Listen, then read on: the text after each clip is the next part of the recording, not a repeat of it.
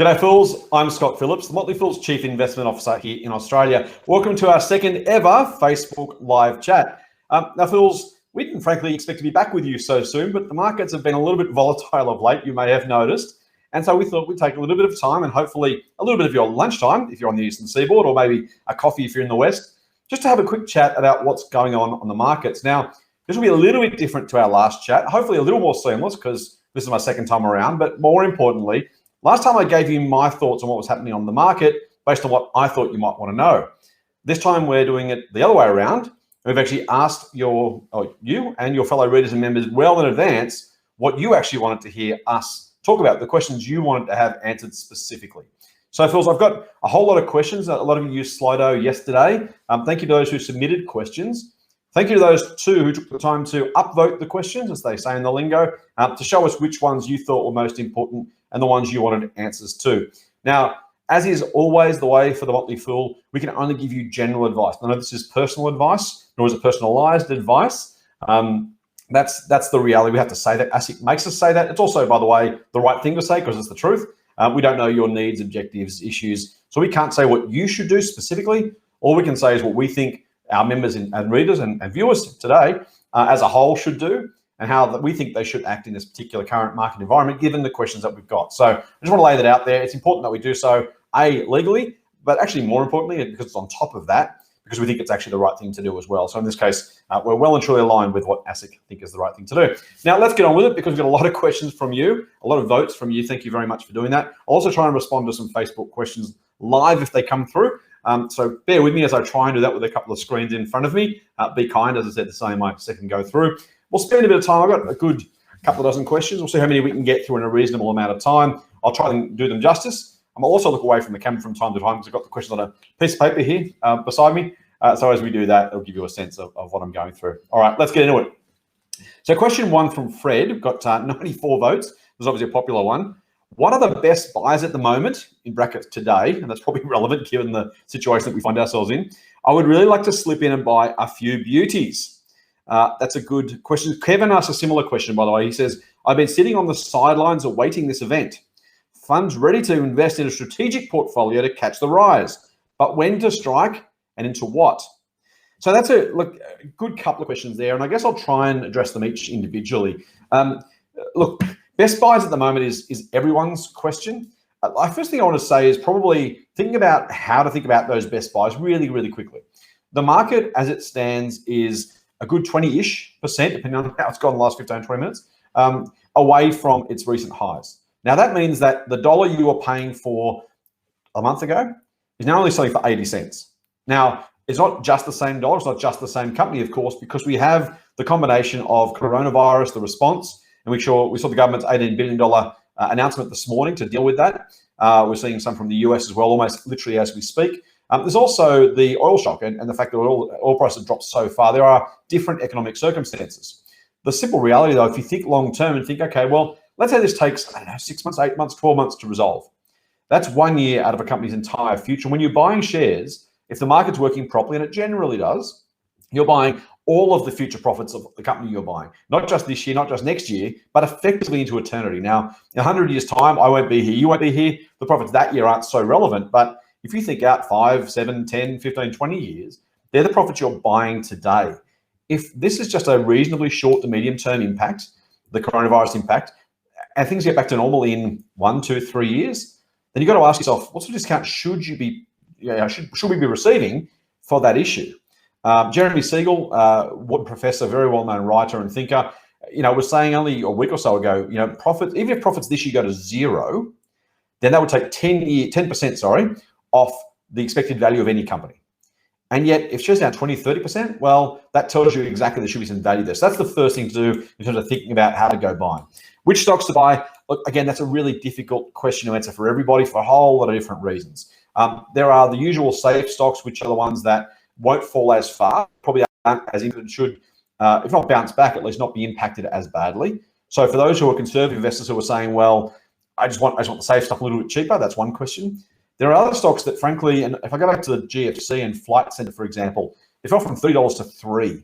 right? 90% decline before bouncing back to over $45 and then down again since then before the current outbreak. So it's been all over the place. But from 30 to 3, that was a real, and then back to 30, by the way, a 10 bagger from that point. Now you had to have, real guts. You had to have a real, effectively, a will of steel, emotions of granite almost to get through that, because it was a really tough time to own flights. And now plenty of people did, and they should have. That was probably the stock to buy. But gee, as you went from 30 to 27 to 25 to 20 to 15 to 10 to 3, that's a long, long way to fall. It takes a long time, and it really does test the patience of the individual. Look, I think for what it's worth for my money, if you're a relatively inexperienced or novice investor, just buying an index is probably a good option right now. Australian or a US index is probably a good choice. If you want to be a little bit conservative, I'd look for something like a Washington H. Sol Pattinson. I own shares. SOL is the code for that one. They're not going to fall anywhere near as far as the rest of the market because it's just a different type of business. But again, if you're looking for it, it is cheaper than it has been, by the way. And so while it's down, that may well be a good option for you. We'll get another topic in a minute, travel companies. But I think, again, if you can really withstand the pain of volatile share prices, unless companies like Webjet and Flight Centre are permanently damaged, and they may be, and we've got to work out by how much, and no one can know. So that's the problem with investing. But if you think about that, then I would argue if they do go back to even close to their former glory, let alone at or above, and frankly, if these companies survive and thrive post-coronavirus, you would expect their profits to be higher in 5 years' time than they were last year, for example. And if that's true, they're worth more than last year's share price, except the share price currently is down 30, 40, 50%. So I think those are two ends of the spectrum. What I would be really careful of, and we might get to that in a minute, maybe this is a what to avoid rather than what to buy, be very, very careful of businesses with lots of debt. So if you've got a lot of cash in your balance sheet, think about your personal balance sheet. If you lose your job tomorrow and you've got 6 months cash in the back pocket, you've got plenty of time to find another job, right? You're sweet. If you've got $300 in the back pocket and you lose your job, you've got about 3 days to find another job. If you don't, then you risk real financial ruin, possible bankruptcy. Now, I hope there's no one listening or watching, by the way. Hopefully you do have a rainy day account. That's a whole different conversation. But in the short term, you've got to be careful of companies with debt. If they have too much debt and cash flows do dry up because of coronavirus and the resultant challenges, whether that's travel, whether that's local change that may happen with the economy, for example, cancellation of large gatherings may happen, those kinds of things, if and when they happen, if you own a company with a lot of debt and they can't get enough cash in the door to pay off that debt, we're going to see those companies enter real strife. So whatever you buy, whatever your risk tolerance is, please, please, please be very careful of companies with lots of debt, particularly if they're going to have issues with their cash flow. In other words, if their sales are going to be impacted, be really, really careful about what you're investing in. All right. Okay, so part of Kevin's question was when to strike. I don't know. No one else knows. Anyone who tells you they know is either lying to you or lying to themselves or both. Now, that's pretty blunt. That's also, I think, pretty true. It's impossible to know, right? In hindsight, we know exactly what the bottom of the GFC was. Right now, what happens in the next 2 weeks on the ASX? I have no idea. This very minute could be the bottom. This very minute could be the point before it falls another 10%. We can't know. Frankly, the market could start to rally this afternoon after some announcements from governments, and it may be 10% higher in 2 weeks. We just simply can't know. More importantly, we shouldn't bother trying to guess. Now, that seems possibly to some people a little bit, I don't know, negligent perhaps, if you want to use that term. It's not. It's just the fact that you can't know, so why would you bother trying to guess? Any guess you make might make you feel better, and you might try and put some logic behind it. But if it's impossible to know, pretending or convincing ourselves we do know is probably a problem in itself, because if things don't go to plan, we'll be disappointed because we thought we knew, and that then causes further emotional behavioral issues. So I don't know. What I do know is that investing, even in the good times, no matter whether we're up 20%, down 20%, somewhere in between, is all about saying, is today's price attractive relative to the long-term future of those companies? That's the only thing that matters. Now, if a company's share price is going to double from here, and maybe it goes down 10% before it doubles, well, of course I would like to buy 10% cheaper, because if I can buy $10 for $9 instead, well, of course I'm ahead, right? And when it goes to 20, my percentage gains a little bit more. What's worse would be potentially waiting and missing, buying at 11, you make even less money, or even worse than that, waiting until the coast is clear, and then saying to yourself, well, I've missed that now. Now what do I'm not going to buy it at all. Warren Buffett famously tells the story of his Walmart investment, where he didn't buy a large chunk in the company for the sake of, I think it was fractions of a cent, something like that. Maybe it was a couple of cents, whatever it was. He reckons that should cost him $8 billion because he missed the buy. Then he didn't buy because the price kept going higher. He didn't buy because the price kept going higher. He missed it altogether and cost himself $8 billion. Now, that was a few years ago, by the way. I'm not sure what the number is now. The reality is you want to buy it roughly the right price not at exactly the right time, because you can't know that. All you can say is today's price attractive compared to the long-term future? And if it is, I suggest you buy. If you're really worried about timing, I'd say put money into the market slowly over time. Commit a certain proportion of your savings every week or every fortnight or every month if you want to, and invest it slowly, drip feed it in, so you're not so rocked back and forwards. I put some money into the market a week and a half ago. Those investments are down now. I don't love that fact, but I don't really mind it too much, because if I'm right, the long-term value is going to be there regardless of what shares do in the meantime. So when to buy? I'll say now, not because I know now is exactly the right time, i.e. the bottom of the market, but rather because I think now and every now, over time, if you're buying the right companies at the right prices, you want to be in the market and you want to be compounding your money for the longest period you can and to the highest amount you can. And that comes down to buying at about the right price or a good price, not the accurate, very best time. So I put it that way. All right. Next question is anonymous. Let's go with that. Do you believe there will be a strong bounce back in the travel sector? In brackets, timescale of years. So I love the timescale. Thank you. And if so, surely Flight Centre and Webjet are offering value right now. I think that's right. I'm not necessarily among a whole group of friends on this one. Plenty of people disagree with me or simply don't want to play that game because they see too much risk and volatility. I get that. I respect that. In fact, Webjet was one of the companies I did buy a couple of weeks ago, so I'll put that on the record. I don't know what happens in the short term. The share price could halve from here. I genuinely don't know. I'm not being flippant. I just, I don't know where it goes next. The market's sentiment will be driven by a whole lot of stuff that neither you nor I and our respective crystal balls can tell.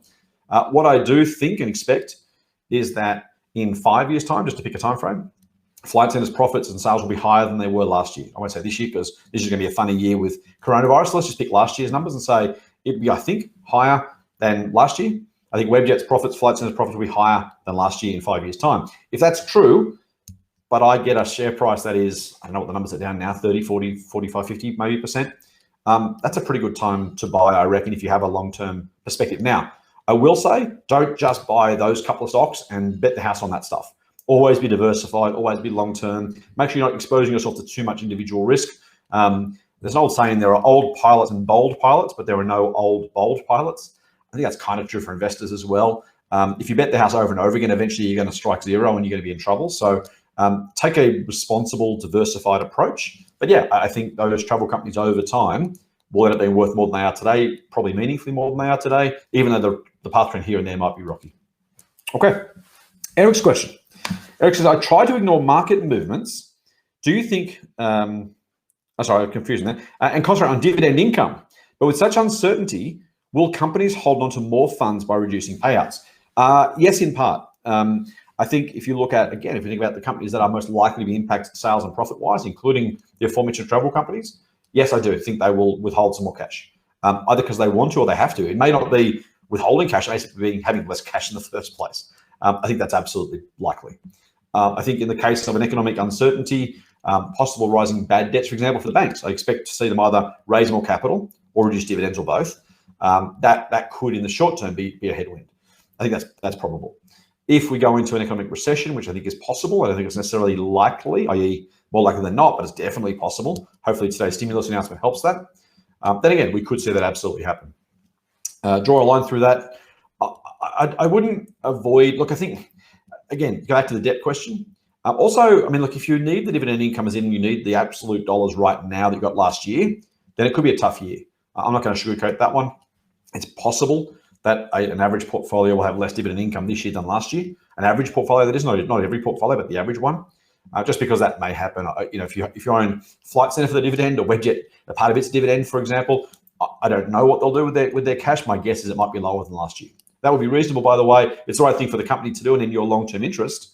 But if you absolutely are banking every cent of that dividend income, then yeah, I think you should be mindful of that and be potentially ready for effectively less cash. I can't solve the problem for you. Please don't chase higher yielding stocks just for the sake of it, because the market's reasonably good at that stuff. Remember, Telstra was offering a dividend of 10 or 12% before the dividend was cut because the market expected the dividend would be cut, and it was. And that was no surprise to us. It was no surprise to most people. But if you'd done a screen or looked at the paper and said, look, dividend, Telstra 10%, 12% yield, I should buy some, you were pretty disappointed after that because you chased the yield that really wasn't there. So be very, very careful with that. Yes, dividend income will probably drop this year on average, not by a whole heap, I wouldn't imagine, by the way, across an average portfolio. but I think it probably will. I think it'll come back, by the way, like share prices. Generally during a downturn, dividends fall less than share prices. The bounce back is also less than share prices, as you'd expect. So yeah, expect some. You may have to tighten the belt. If that's you, I'm terribly sorry. I don't like giving that news, but that's the reality. You probably should prepare for it. If it doesn't happen, you got some extra cash. If it does happen, then at least you're prepared. Okay, that was from Eric. Anonymous, what sections of the stock market do you think will recover first or the quickest? Believing that will, of course, going on past history. Great question. So no one knows, and you can't know because otherwise everyone would already be there. Part of the problem with, look, you should never believe that I or anyone else has this magical insight into how the market will react over the short to medium term, because if everyone knew that already, it would already happen. You've probably heard of the Santa Claus effect, which is that shares tend to rise in December. Do you know why that happens? That happens because there was a thing called the January effect before that, which everyone tried to front run by buying in December in advance of the January effect. When you buy in December, then you push the prices up and that creates the Santa Claus rally.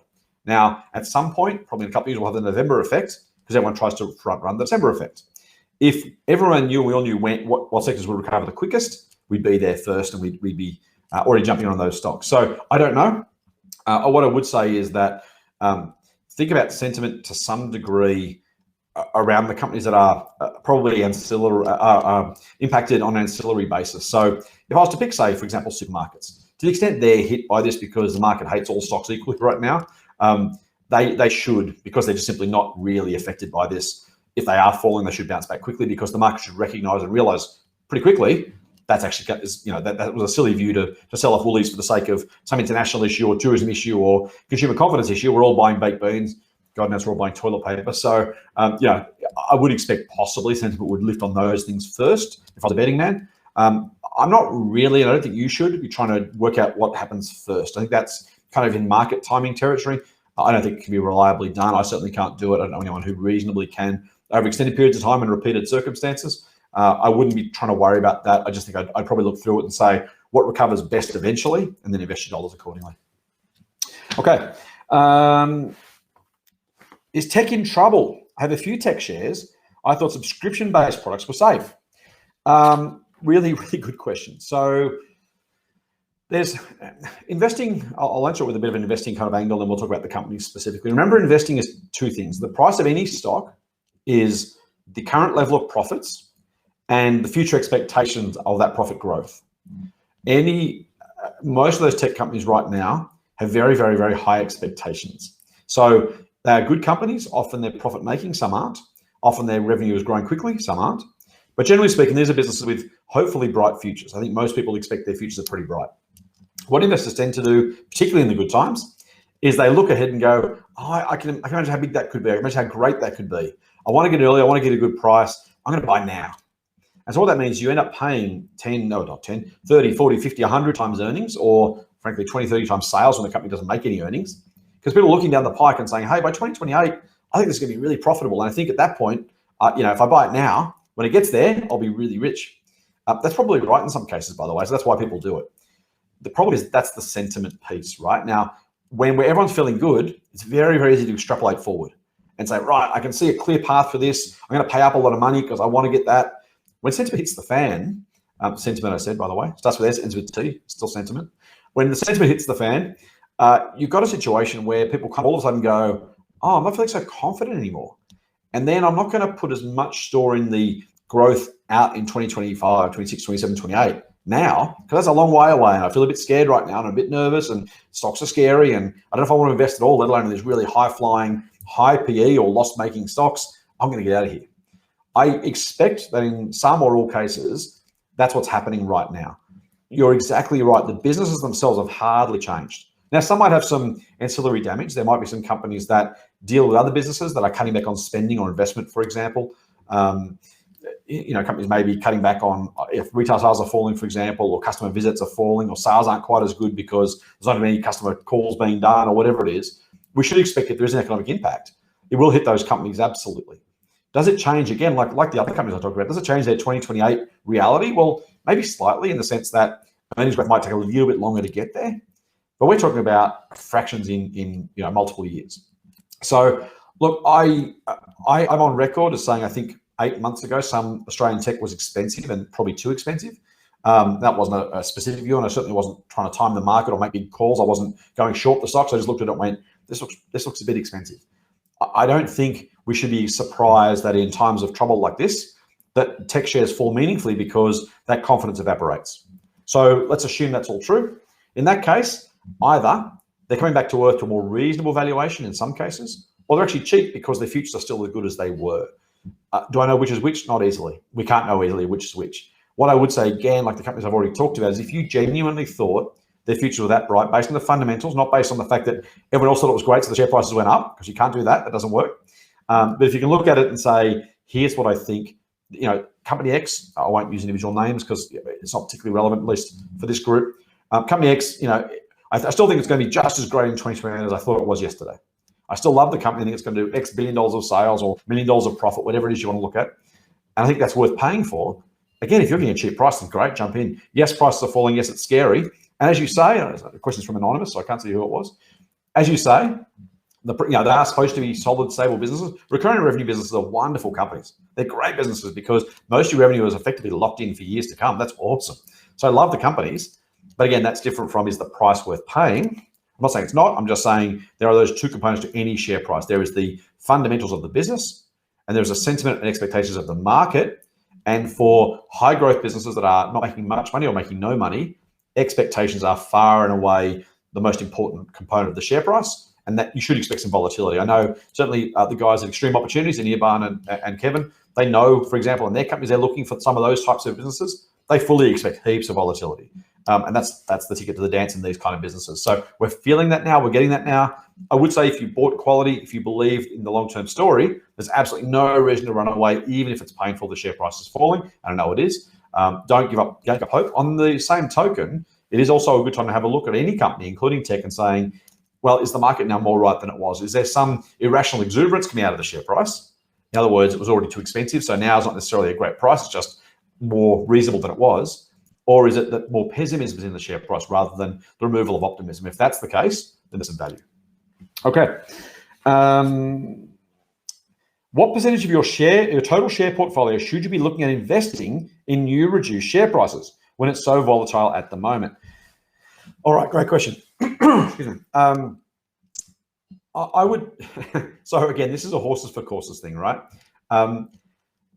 I'm of the school of thought, the old, people talk about getting caught with your pants down. I'd rather get caught with my pants up. In other words, I'd rather be fully invested because markets go up over time more than they go down. So the reality is that over time on the share market, on average, the longer you've been out of the market, the lower your potential returns have been, because while there are down years, there are down months, there are down periods, market goes up over time. It has gone up over time for the last century plus.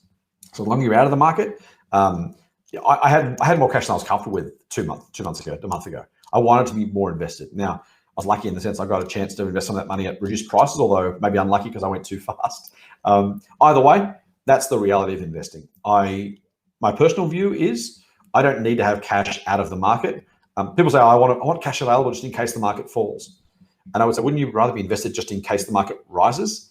If it rises more often than it falls and it rises more than it falls, if you're doing the in case job, if you're working out probabilities and expected outcomes, if the market rises 2 years out of 3, then by definition, you're actually better being invested than not. Now, that's the rational, logical answer. We're not rational, logical beings as humans, and my view, my perspective, my logic may not be yours. Some people just can't stand the fact that prices are falling and freak out. And they feel better if they've got some cash to use, because at least then they're getting some sort of bargain. There's some sort of payoff. That's great. That's completely fine. If that's you, fantastic. If you simply want to feel like you're beating the market or making judicious calls at the right times and prices, then again, you can have some cash out of the market. I think statistically, mathematically, it's better to be invested than not, even if you have to withstand these sorts of falls. So my honest answer is I see no reason to have excess cash out of the market right now.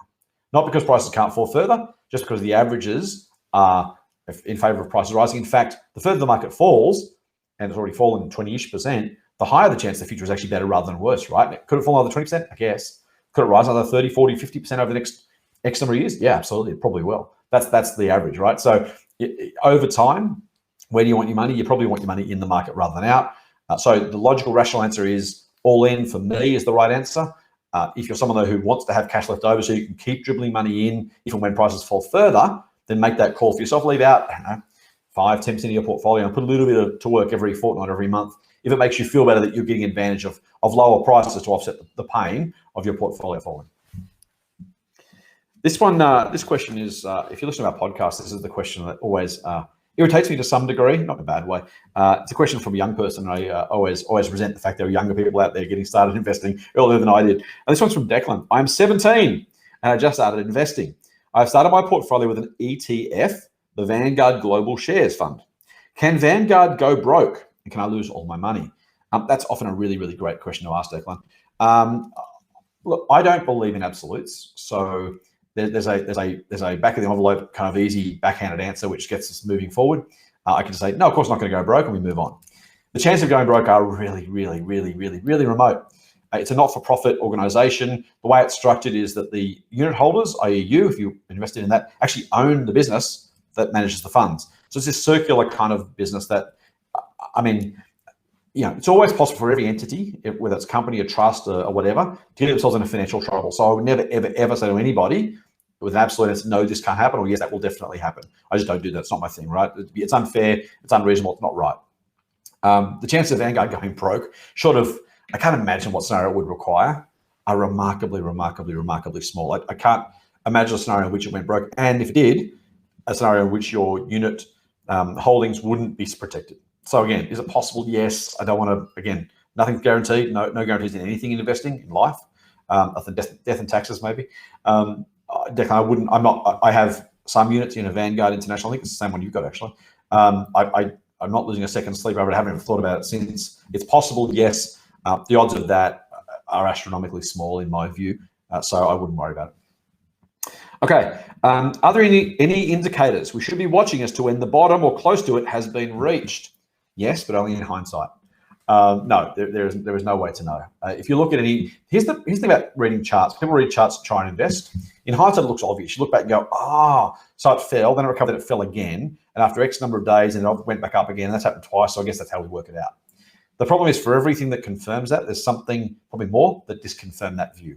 So you can look back to the GFC and say, well, it fell, then it bounced back a little bit, dead cat bounce, they call it, fell again, came up, fell again. Okay, 3 times if it falls, I'll buy then. Except maybe it doesn't this time, maybe it falls twice. Or maybe it falls 4 times. If it falls twice, you miss out on the bottom you're waiting for. If it falls 4 times, you buy, I think it's the bottom, it falls again, and you go, oh man, I was wrong. I should have waited. No, there is no way to do it. And again, if there was a generally accepted way to do it, then everyone would be doing it. And so that's important. Okay. You use history to say it will always come good. However, if you live in Japan, no such thing has taken place with a Nikkei in 30 years. Why? Good question. I don't want to get into Japanese economics right now. Couple of things worth mentioning. The first is the Nikkei was at phenomenally, extraordinarily overvalued levels. Think about the NASDAQ in 1999 type stuff, just out of control, stupid prices. The market has always come back in Australia or has always come back in the US. It hasn't yet in Japan. I'm pretty careful to say history says it has always, not it will always. If I ever screw that language up, feel free to let me know. I try and be clear about that again because we don't give guarantees, we don't do promises. We'd rather call it straight. We're not that sort of business. So that's how it's happened in the past. That's what's happened in the past. The Nikkei, so stupidly high prices is the first thing. Second thing is Japanese population is aging dramatically, and I think even falling or at least flat. They are really, really tough combinations of demographics and finances to come from. At some point, if the ASX went up to, it doesn't really matter, I don't even follow those numbers, it went up to 30,000 points tomorrow, and someone said, would you invest now? Will it always go up from here? I'd say, no, I don't think so. So I'm not saying it will always go up no matter what the circumstance, but we have 2 things in our favor. The first is we never got to those silly valuations of the Nikkei 30 years ago, and we have a growing population, and a population that's, I don't know if it's getting younger necessarily, but it's not getting that much older. The boomers are kind of getting the end of their time with us, hopefully for a lot longer yet. If you're a boomer and you're watching, hopefully you're around for another 30 or 40 years. But, there is a bulge in the population there, which is changing things, and that is getting older. So the population is aging in that sense. Do I expect that over time that to be a problem? I think population here will keep growing. That's a positive. We're working from reasonable valuations, even if we're slightly overvalued as a market. We're nowhere near the sort of crazy valuations the Japanese stock market got to. So could we get that situation? Yes, absolutely. If we got to a market that was valued 100 times earnings as a whole, I'd absolutely say, you know what, maybe not from that point.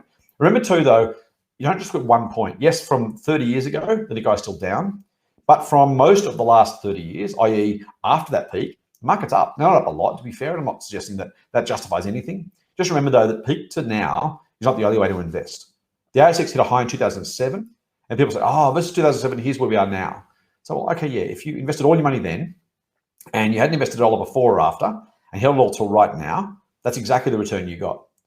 If you didn't invest any money in 2001, 2, 3, 4, 5, 6, you bought it at much, much lower prices. If you'd invested in 2007 as well, that you paid a high price.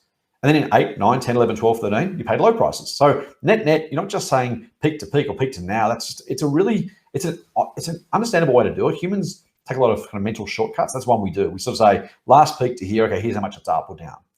It's just not very useful. Like it's just not, unless you never invested before or after that. If the only time you bought was the top of the market in 2007, and then now you're looking at your value and saying, what have I done since? I mean, someone out there possibly has, just by law of averages. The rest of us bought before, during, after, and got much lower prices. So just be careful not to look at just a single point and say that's the only number that matters. In fact, it's the number that matters least, because it's one day or it's a few months or it's a year and a half out of a 30+ year investing time horizon where you're hopefully adding regularly to super, to your personal investing account. That's the number that's far more useful. The average cost. That's why dollar cost averaging works really, really well, because the average over that period of time. Next question is from Anonymous again. In times like these, do you have any additional buy filters or criteria you run stocks through before hitting buy? And if so, can you share an example? The only one I would probably just reflect on, I've already mentioned it, so I won't spend too long on this one, is debt. You want to be minimizing the chance of going broke. So, as long as the business itself is fundamentally sound, between now and then, whatever that is, hopefully look at I always look at 5 years, right? Every one of my companies I recommend or buy has at least a 5-year horizon. In 5 years, I expect this company to be bigger, better, and meaningfully so, because obviously a little bit's not going to pay itself off over 5 years. But I'm looking at that far and saying, is the compound, despite the slings and arrows of outrageous fortune, i.e. coronavirus, unfortunately, or last year's 25% boom, by the way, in the market, take those two together, we're still ahead, by the way, so that's an important thing to note. To put those two things together, that I'm looking for avoiding big blow-ups. And so that's probably the key one, the key filter. You may want to think about, again, depending on what sort of investor you are, the risk of volatility or downside. So even if a Webjet had no debt, for example, it could still, I guess there's a way it could still go broke somehow. I don't know how. It could be permanently impaired. Maybe fewer people travel after the virus. Again, I don't think that's likely. I think we'll get back to normal pretty quickly. Pretty quickly after it finishes, not from now, I'm saying. Not suggesting as a short-term recovery necessarily, but once it's over, I think we'll get back to life the way it used to be. Now, maybe we don't. And so maybe you want to factor that in. A business with more steady recurring revenue, like a tech company, or even recurring revenue like a supermarket, for example. We're not going to buy less baked beans after them before. We might buy less toilet paper. If you're a toilet paper manufacturer, you want to be careful of your stocks, because we've probably got enough in our houses right now. Just be careful of that. But other than that, no, debt is the big one. Other than that, it's business as usual. It's literally the approach I always took 3 months ago was 5 years' time, today's price. They're the maths. Right now, same thing. 5 years' time, today's price. Just because the market's down and falling doesn't mean we take a different perspective, other than, as I said, being careful of business fundamentals. USA or Australian shares for the current climate? Good question. I would say both. That's a cop-out, right? But I would say both. Look, I think Aniban Mahanti, who works with me, who also does the podcast with me, if you don't listen, feel free. Motley for Money, done with Triple M. Check it up on your podcast feed. I only say that because we've talked about that a little bit recently. Aniban would say US shares, but he also would say, and I think it's right to say, no, it's not a question of which of the two. It's a question of where is the best investment. So I have at my desktop right now, I can log on to my US trading account or my Australian trading account, and I can buy or sell shares in either of those two markets. And so I'm not saying, well, I'm only going to put money in this or there necessarily. You look across them and say, with my Australian dollars today, because we're spending Australian dollars, whether we're investing in the US or here, where should I invest? Where's the best investment opportunity? Now, if that best company to buy is Berkshire Hathaway in the US or Apple or Amazon, then I buy that. If the best I use Woolies or BHB or Flight Centre, then I buy that. So I wouldn't try and choose one or the other. The other thing I would say, generally speaking, and I've said often, is if you're investing in the US, just be mindful that currency hurts you, or not hurts you, but is impactful both ways. And you want to be careful bringing money back. I would have a longer time horizon on my US investments, because if the dollar is super unfavorable at the day I want to bring my money back or cash out some shares, I don't want to be forced to take a really bad exchange rate or share price, by the way. We say 5 years plus because it means you don't have to be forced to accept whatever price the market's offering on whatever day. If you're retiring today or you want to buy a house today, you want to cash out your entire super, you're feeling pretty bad because you lost 20%. If you know you're going to have to cash it out sometime in the next 3 years or 5 years, then you can make a choice as to when out when prices are more favorable. Currency is the same, but because you do currency and price, share price, a little bit of a longer time horizon, just so you're not forced to do it at an inopportune time is smart. So near term, Australia, longer term, either. Only other considerations, again, franking credits. If you're an investor who can use franking credits or for whom it's important for your tax or income situation, you only get franking credits from Australian companies. So bear that in mind. If you were to buy a bank stock, is there a standout that you think will bounce back quickly that you would invest in? No, not a particular stock, not one company that I would choose. Of the available lot, I'm a bit flat on banks. I'm not super bullish, not super bearish. I do worry about where credit growth comes from. We're maxed out on mortgages right now in Australia. Where does the growth in credit come from? And if it doesn't come, how do banks get profit growth? And I don't think they can. So I wouldn't buy banks unless you kind of already counted on not growing at all and buying them just because they look super cheap. And so you're almost waiting for a valuation bounce back rather than a profit growth story. Or if you wanted the fully franked income, you thought it was sustainable. I would be a little bit mindful that the bank dividends may not be super sustainable at the current levels over the medium term. Just be a little bit careful of that. Again, not saying they won't. And frankly, if they'll cut, they're still probably attractive, right? But don't bank the absolute dollars just in case they get cut. Of the lot, I would tend to, as a matter of course, buy the cheapest one, as long as there's no particular hairs on that company. Because the system is the system is the system. They own about 85, 90% of the market between them. They're probably going to move roughly in lockstep. Not always the case, of course. But generally, I think if you probably always bought the cheapest bank, I dare say over time you probably did well as long as you just kind of repeated that process. I don't think you should. I'm not buying any banks. I haven't recommended any banks other than NAB for income, everlasting income that I run. Other than that, I don't think we have any other banks at the Motley Field in any of our services. So we don't think they're great investments for long-term market-beating returns. But if I was going to, I'd probably go for the cheapest one of the four. Given recent falls, do you recommend investing in individual companies at a discounted price or ETFs tracking the index for both the ASX and the New York Stock Exchange? It depends on the investor that you are. I think when the whole market falls, the whole market is cheaper than it was. And that makes buying an ETF likely a good way to make money. Because if I'm right and the market is temporarily depressed, now that might again be months. I'm going to say temporarily, I'm not saying days necessarily. It may be. It might be weeks, it might be months. If it's going to bounce back, then having exposure to the whole market gives you the whole market's bounce back. That's a safer way of capitalizing on the market's downturn.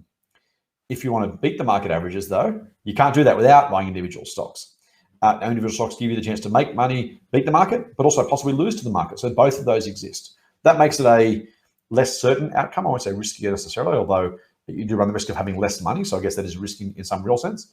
But again, picking stocks well, you may end up beating the market, in which case you end up with more money. So I would say if you're an enterprising investor who is interested enough, has the time, inclination, wants to, and I feel like I can give myself a plug here, but if you want to buy one of our services or someone else's investment service to get that sort of feedback, then go for it. I think individual stocks are a great way to try and beat the market if you're good at it. If you're not good at it, by the way, stop and buy the index anyway. But I think right now, either, as long as you choose the stocks well, is okay. If you're someone who wants to choose stocks or don't have the risk or the appetite for the ups and downs, remember, of course, you'll be wrong when you pick individual stocks sometimes. You have to acknowledge that and accept that. If you can do that, individual stocks are great. If you can't or don't want to, I think an ETF is a great way to go. Is it okay just to sit and wait for the crisis to settle? Absolutely. Yes. Perfectly okay. And this is back to the kind of investor that you are. I think the only problem with waiting for the crisis to settle is Warren Buffett has a great quote, which is you pay a very high price in the stock market for a cheery consensus.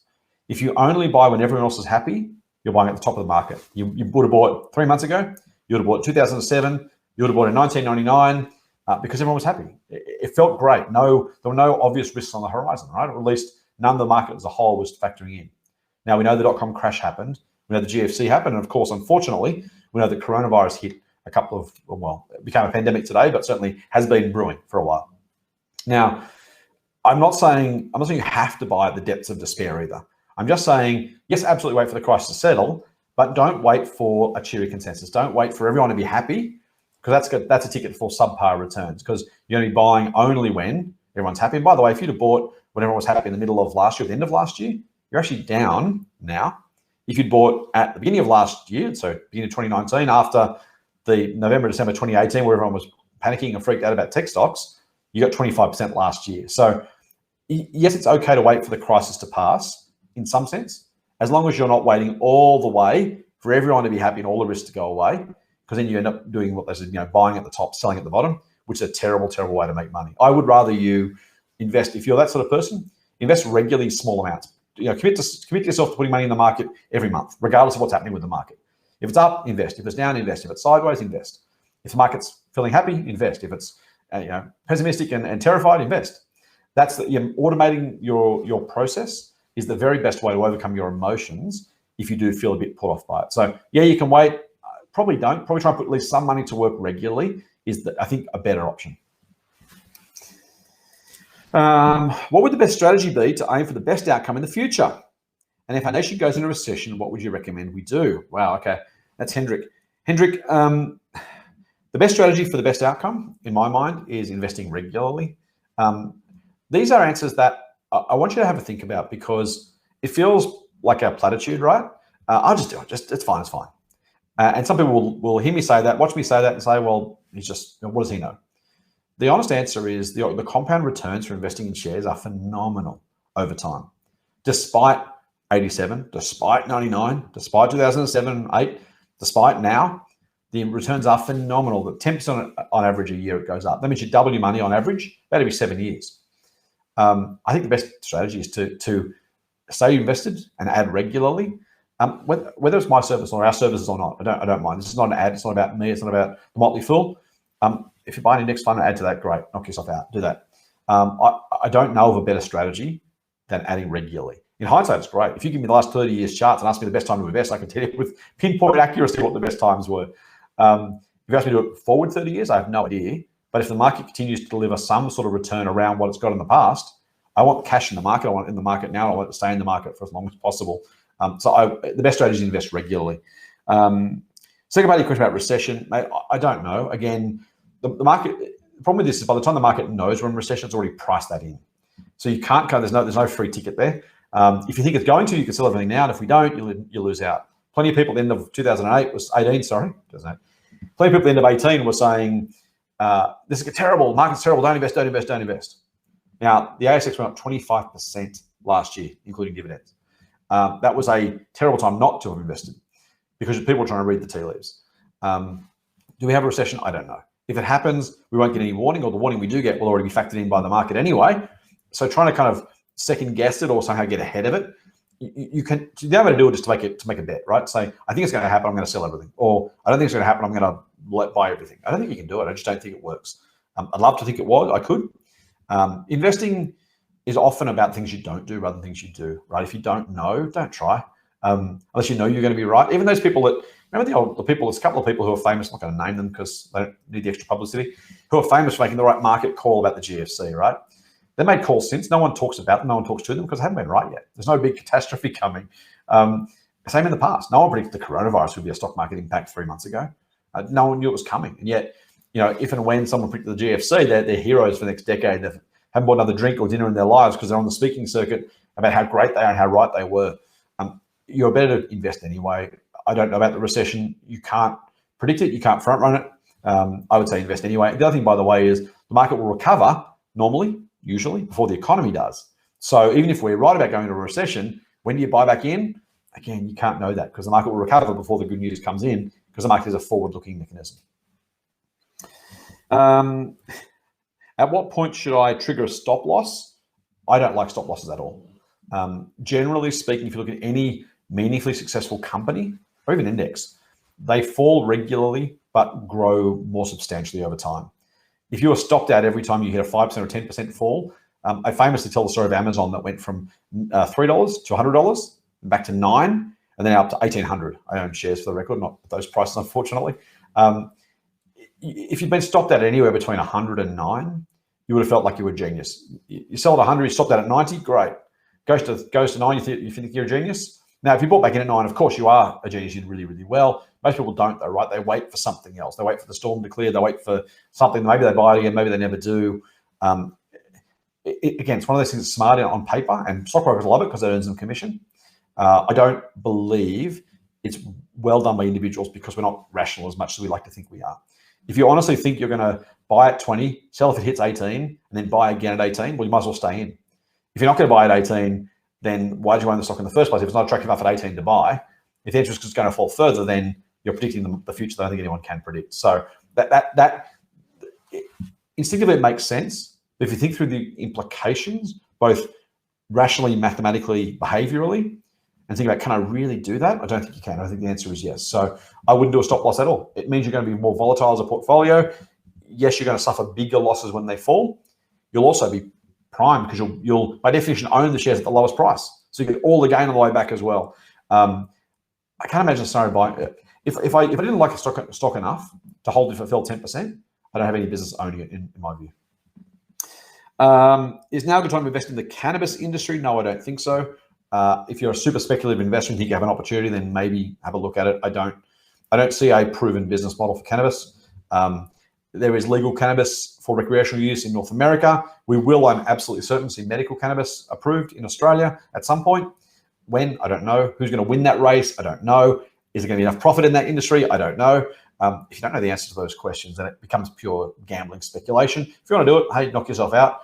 Just call it gambling, call it speculation, call it a lotto ticket. I don't know which companies I would go with. I don't own any. I've never owned any. I can't imagine this side of some sort of proven business model, me owning any, but strange things have happened. But you could take a decent odds that I won't be buying cannabis companies anytime soon. All right. It seemed pretty obvious a week or weeks ago that travel stocks were going to get slammed. Why did the Motley Fool not issue a sell recommendation on these stocks? Chris, the answer is because I don't think it was as obvious as you think it was. Remember, of course, there are two. I talked about sentiment before, and I talked about fundamentals. It's impossible to know in advance how far these things happen. If I had $1 for every time someone told me something was obvious that then didn't happen, I'd be richer than I am now, put it that way. In hindsight, you look, of course it was going to fall because X, Y, Z. That's true, but that's also the confirmation bias when you're right? It's like the punter who talks about his wins. The guy, the tracker says, oh, look, I picked, the horse number 5 in the 8th. Look how well I did. He doesn't mention that he lost money in the first 7 races. If you can know in advance, of course you would. We would have sold too. If I'd have known with some degree of certainty, or at least probability, the share price was going to keep falling, of course I would have sold. I would have sold everything. I mean, I bought shares 2 weeks ago. I'm doing the exact opposite of what you suggested we should do. Did I know they would fall further? No, of course not. Could anyone have known? No. You may have had that view. You may well be right.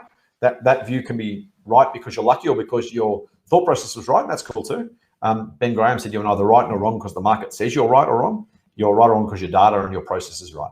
I'm paraphrasing there, but the broad idea is still true. In some parallel universe, travel stocks fell and didn't fall any further because the market believed that it overreacted and that the future would be brighter. More importantly, I don't know when otherwise we would buy them if we'd sold them because the future is still the same. Yeah, at a lower price, sure. If we had a lower price, of course we would do it. We may well buy some more at some point at lower prices. But the reality remained, as long-term investors, we're looking forward 5 years and saying, I think profits are higher in 5 years than they are today, or they were last year. I think the price is attractive for that. Why would I sell in that scenario? And if the answer is because I thought share prices might fall further in the meantime, okay, you can have that. You can have that view. You can have that supposition. I don't know how you would justify the supposition other than I think it would. Again, you could line the footpath with people's opinions as to what they said would definitely happen that didn't happen. I'm not saying you're wrong. In the event you're right, maybe you're smarter and more insightful than I am. But what I do know is that from our perspective, we have no way of forecasting what happens in the short term in the market. There are people now who are still selling. There are people now who are buying. For every sale, there's a buy, right? So half the market, by definition, believes that shares are worth buying right now. The other half believes they're worth selling right now. Who's right? Well, maybe both, maybe either. Depends on your perspective and your time frame, maybe. But that's obviously the reality, right? For everyone who says, of course, that's obvious. Someone says, of course, the other is obvious. The opposite is obvious. I don't mean to be flippant. That's just the reality of investing, right? We're trying to play a rational, logical game where we're putting the odds of success in our favor by doing things that we know have been right in the past and we expect to continue to deliver us good results in the future.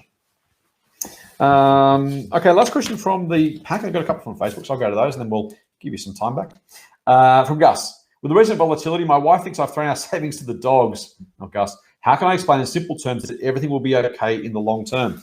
That's a good one. I have a really easy answer.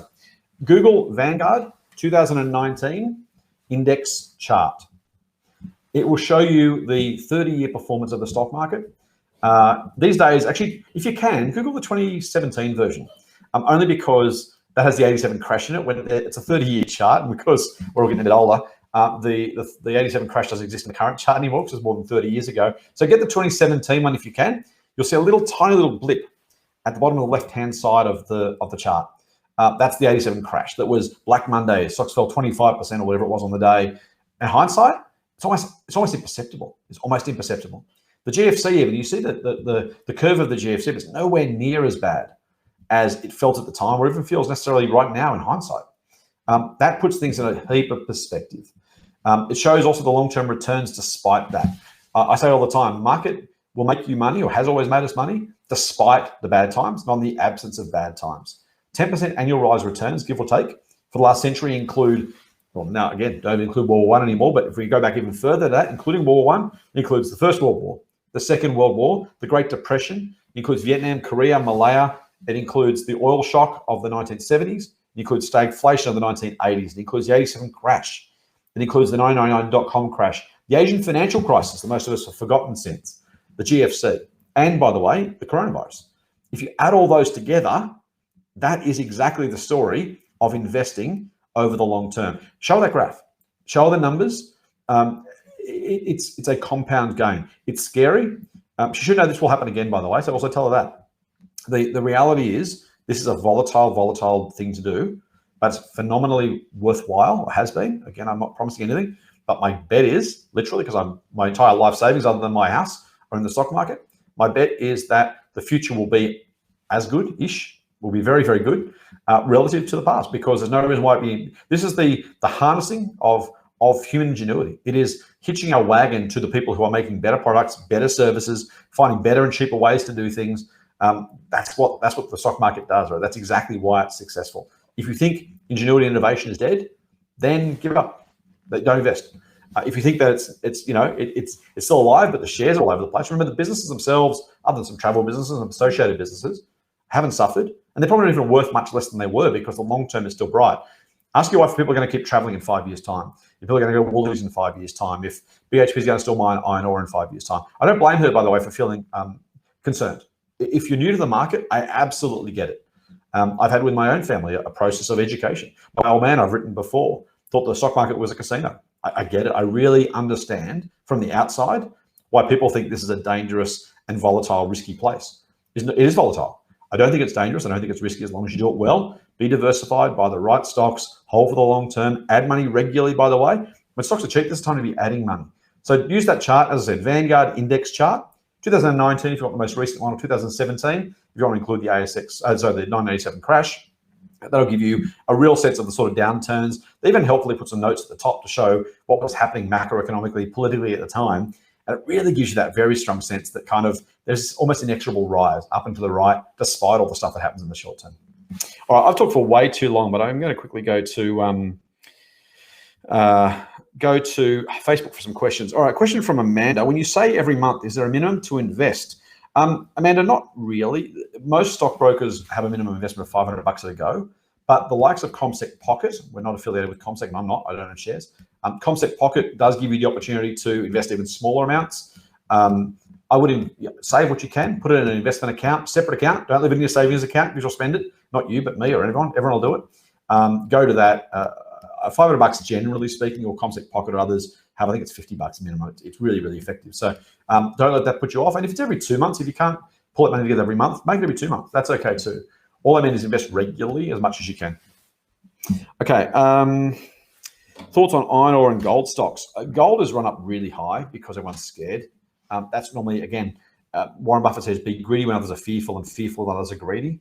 In gold stocks right now, I'm pretty sure people are pretty greedy. If and when the bad news passes, I dare say that gold stock will fall because no one wants as much gold anymore. Not no one wants gold, but as much gold. It does tend to rise when the market falls. If that's the case and you're buying it now after the market's fallen, but maybe it's got more to go. I don't know. I'm a long-term guy. I have no idea in the next 3 months what happens to gold. I don't know that long-term is going to beat the market though from here. Iron ore. Iron ore you want to buy when the price is low, and you want to buy the highest quality miners when everyone's worried about the price. Go buy BHP or Rio or Fortescue when the iron ore price crashes, which I don't think is now. It's an opportunistic buy. You don't want to hold for long term either because prices tend to fluctuate, and so you will have very high highs and possibly very low lows. If you want to be opportunistic when the price crashes, the best time to do it. Thoughts on CSL? Excuse me, I put my glasses on. I'm getting old. CSL, Cochlear, ResMed. Love the businesses a lot. I like the businesses very, very much. Do I? Cochlear and ResMed are buy recommendations of mine at Motley Fool Share Advisor. They are not cheap right now. They're worth holding. I love the business. Cochlear particularly has got a massive, massive long-term runway because it's going to help a lot of people for a lot of time. And by the way, once you have an implant, you're going to use their products and services for almost the rest of your life. So a really, really high quality business. ResMed similarly has been more volatile. I think it has a good solution. CSL, wonderful, wonderful business. I can't quite come at their price at the moment just because if you think about how big they are and how successful they've been, they're already I think number 2 in the world. I'm not sure where the growth comes from. Now, you might say coronavirus, and that maybe will be true. Immunizations and blood products are probably going to keep growing. I can't get my head around a formula that gets me to this current price. Again, I might be wrong. I just haven't recommended it to our members. Okay, trying to be quick here because we're almost getting finished. Jennifer's bought some stocks from one of our recommendations. Very concerned about some stocks. Hope they bounce back. I do too. The blast-off report was a diversified portfolio of 20 stocks. I don't know about individual companies. Individual companies may do well or badly. I don't mean that flippantly, but we buy the portfolio as a group for exactly that reason, right? Peter Lynch, the US fund manager, says if you're good in this game, you're right 6 times out of 10. That probably means about 12 or 13 times, maybe 11 times out of 20 for that report. If you bought the portfolio in the suggested allocations, I'm still very confident in the long-term future of those companies. Greg says, I recently topped up my investments in Soul Patts and I'm considering adding more, but the profit guidance, I'm a bit confused. There was profit guidance out yesterday from Soul Patts. They say profit is down considerably, but they're expecting good capital growth and as such, dividends are expected to increase. Am I interpreting correctly? Can you please explain? Yes, you're interpreting correctly. Soul Patts makes money from its holding companies. They own some businesses outright. They have majority stakes in some, minority stakes in others. They will get their cash from those companies. Capital growth alone won't do the job. I don't know if they did say exactly that. If they did, then I don't know. I necessarily 100% agree. And I love Soul Patts, by the way, as a business. I own some. I think you will find when they say capital growth, they are a listed investment company, and so they will sometimes make money by buying cheap and selling expensive, and the capital gain they make goes back into buying more stuff. And that's also true. The dividends, though, are a decent proportion of their earnings. I think I'd be surprised if we don't see that continue to grow over time. I'm not worried about it. In fact, I was hoping the shares would fall today so I could buy some cheap, but they haven't. So I think it's pretty good value right now. It's a buy for us at Share Advisor, and I own the shares myself. Bob says, I'm not a seller, but should authorities restrict or impose rules to stop short selling to avoid normal everyday investors from panic selling? Oh, Bob, you'll get me in trouble here. I got massively flamed on Twitter for suggesting short selling should be banned not long ago. You're asking me to jump back into the lion's den, but because I'm either foolish, capital F foolish maybe, or just not very smart, I don't love short selling. I don't think it forms a particularly useful and necessary purpose. I don't doubt there are some positives. I don't think it's a net positive.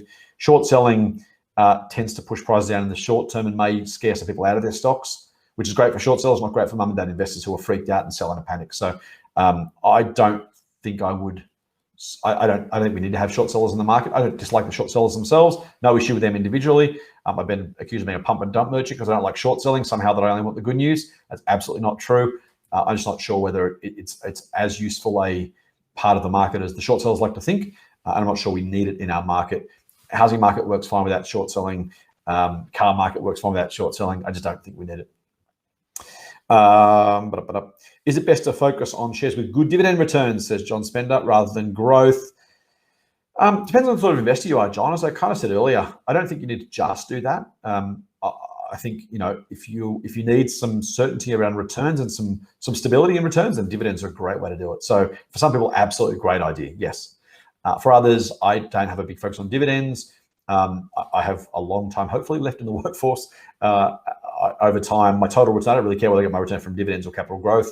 I'd happily do either, whatever gives you the best possible return. So I don't think it needs to be one or the other. If you're maximizing total returns as your only objective, if you want some stability, dividend stocks are a great way to do it because you'll get some or most of your return on some years, maybe even more than your total return, right? If stocks are down this year and dividends are positive, then at least you're getting something positive from the stocks.